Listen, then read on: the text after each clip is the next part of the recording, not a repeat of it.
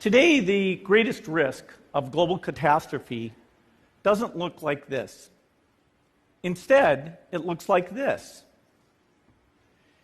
If anything kills over 10 million people in the next few decades, it's most likely to be a highly infectious virus rather than a war.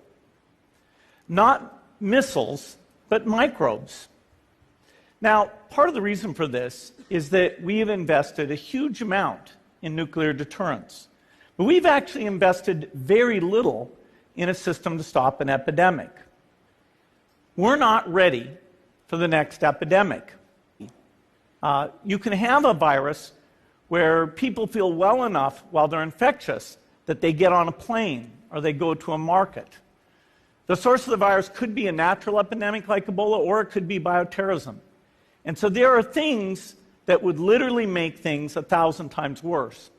In fact, let's look at a model of a virus spread through the air like the Spanish flu back in 1918. So here's what would happen. It would spread throughout the world very, very quickly. And you can see there's over 30 million people die from that epidemic. So this is a serious problem. We should be concerned. But in fact, we can build a really good response system. We have the benefits of all the science and technology that we talk about here. We've got cell phones to get information from the public and get information out to them.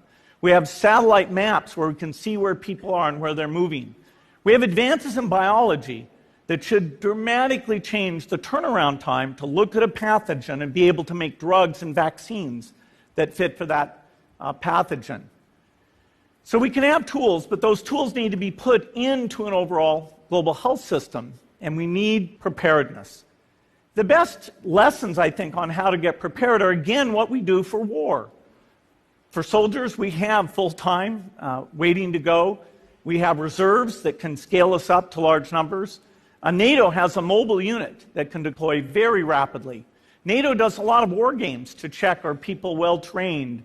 Do they understand about fuel and logistics and the same radio frequencies? So they are absolutely ready to go. So those are the kinds of things we need to deal with an epidemic. What are the key pieces? First is we need strong health systems in poor countries. That's where mothers can give birth safely, kids can get all their vaccines, but also where we'll see the outbreak very early on. We need a medical reserve corps. Lots of people who've got the training and background who are ready to go with the expertise. And then we need to pair those medical people with the military, taking advantage of the military's ability to move fast, do logistics, and secure areas. We need to do simulations, germ games, not war games, so that we see where the holes are. The last time a germ game was done in the United States was back in 2001, and it didn't go so well.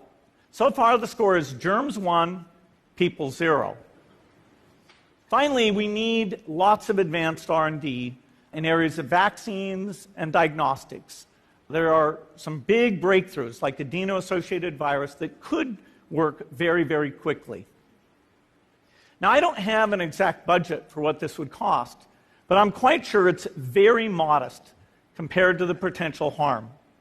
The World Bank estimates that if we have a worldwide flu epidemic, global wealth will go down by over $3 trillion, and we'd have millions and millions of deaths.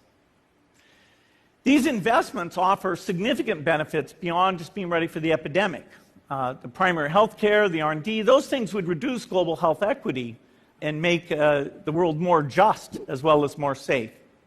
So I think this should absolutely be a priority. There's no need to panic. We don't have to hoard cans of spaghetti or go down into the basement. But we need to get going because time is not on our side. In fact, if there's one positive thing that can come out of the Ebola epidemic, it's that it can serve as an early warning, a wake-up call to get ready. If we start now, we can be ready for the next epidemic. Thank you.